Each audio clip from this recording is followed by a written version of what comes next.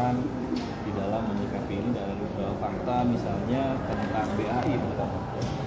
Bahwa dalam persidangan sebelumnya itu dituduhkan kepada klien kami bahwa BAI itu digiring oleh saudara Arif Rahman tadi, dan LP itu oleh Arif Rahman tadi dinyatakan bahwa ketika datang Arif Rahman datang pun dari pihak Reserse Jakarta Selatan sudah menyatakan, oh saya sudah tahu apa yang mau abang lakukan ke sini.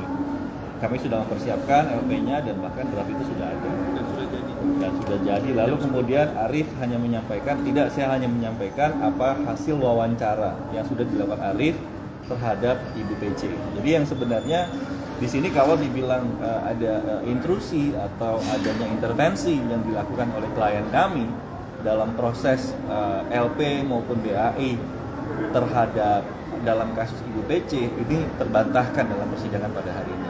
Itu yang mau kami highlight ya dari persidangan hari ini, yang utama selain daripada isu yang berkaitan dengan tadi juga Haris sempat menyampaikan tentang LP yang kami miliki, dan itu kami belum sempat sampaikan bahkan apa catatan yang dibuat oleh Arif dalam hasil wawancara itu, dan memang berbeda sekali gitu ya bagaimana antara apa yang ada dalam LP itu sampai wawancara. Jadi tidak ada yang namanya disebutkan oleh persidangan sebelumnya bahwa Arif melakukan intervensi terhadap proses penyidikan yang dilakukan di Selatan.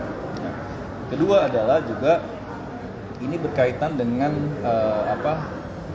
bukti ya tadi ya disampaikan juga tentang kedudukan daripada DVR ya, bahwa itu ditegaskan kembali di sini bahwa apa yang dilakukan itu adalah mengcopy dan DVR itu dikembalikan pada posisi yang sama ya, dan kopi itu kemudian yang ditonton oleh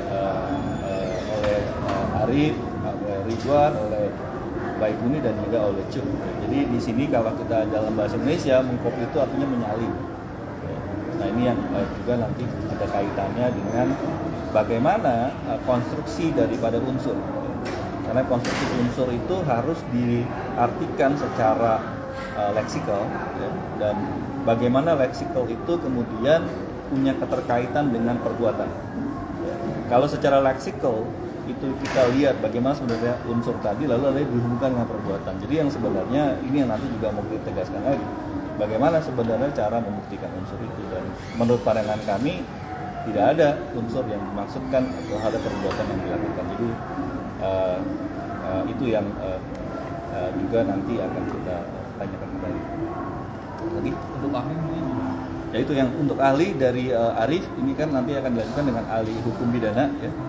Yang itu yang kita akan lihat bagaimana tentang unsur ya, terpenuhinya unsur, lalu juga dilihat kalau kita mau bicara unsur maka harus tegaskan dulu sebenarnya unsur itu apa yang dimaksudkan. Nah itu yang makanya harus dijelaskan secara leksikal atau gramatikal. Jadi mesti jelas, mesti paham bagaimana secara leksikal, lalu di situ dihubungkan dengan suatu perbuatan. Nah, perbuatan yang dilakukan tuh sesuai gak dengan pengertian yang dimaksudkan. Nah, apalagi ini berkaitan dengan unsur dalam IT itu tidak bisa dipisahkan dengan apa yang diartikan di dalam penjelasan misalnya. Ya. Jadi tidak bisa ditafsirkan secara sendiri-sendiri. Kita harus berdasarkan pada apa yang diatur gitu, terkait dengan lihat unsur. Nah, kalau ada unsur yang tidak terpenuhi, maka menjadi dakwaan tidak terbukti. Kalau itu maknanya, maka harus dibebaskan terhadap terdakwa dalam hal itu, dan juga tidak boleh ada keraguan sedikit pun terhadap keterpenuhan unsur itu. Nah, itu yang juga nanti akan kita lihat ya proses selanjutnya, dan juga kami akan juga sudah siapkan beberapa bukti yang mungkin menjadi bagian kami minggu depan. Ini ada juga laporan polisi yang tadi dikonfirmasi atau ditanggapi oleh Arif Rahman. Di dalam sini ada, kan sebelumnya ada ramai pemberitaan bahwa Arif Rahman itu yang membuat LP, kemudian ada yang membuat BAI dan lain sebagainya. Di sini dengan dokumen laporan polisi ini terlihat bahwa LP sudah dibuat dari jam 10 pagi. Yang artinya pada saat Arif Rahman datang sekitar jam 8 malam itu LP sudah jadi. Jadi sudah pasti bukan dia yang membuat. Kemudian yang menandatangani LP ini langsung Ibu Putri Chandrawati, bukan Arif Rahman juga.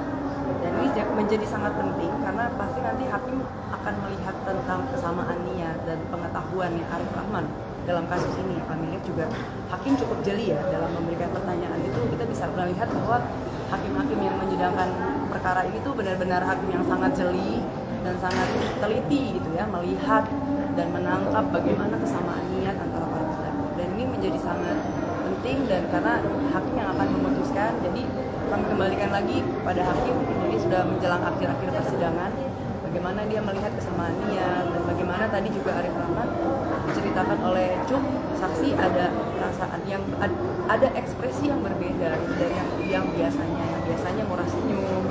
Kemudian tadi begitu mendapatkan perintah ini dia menjadi berkerut dan wajahnya seperti tertekan.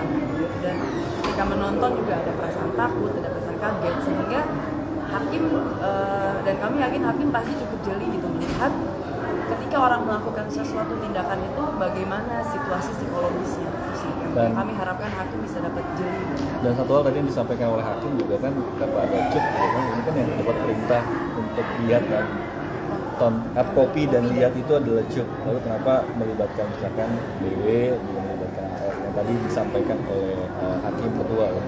Dan yang tidak tahu menahu. Nah ini sebenarnya nanti kaitannya tadi disampaikan oleh bahwa memang tidak ada yang namanya meeting of mind berkaitan dengan case ini gitu, yang dimiliki oleh klien kami maupun itu yang nanti kita lihat lagi. Dan kemudian langsung, jadi artinya dari pihak kuasa hukum dari berjalan sidang hari dengan 2 saksi mahkota, Anda tidak melihat bahwa keterangan yang digali tadi tidak ada yang memberatkan untuk klien Anda? Kalau lihat juga saya lihat nggak ada malah membuktikan bahwa tidak ada meeting offline, tidak ada kesamaan niat dan kesadaran dengan terdakwa internet.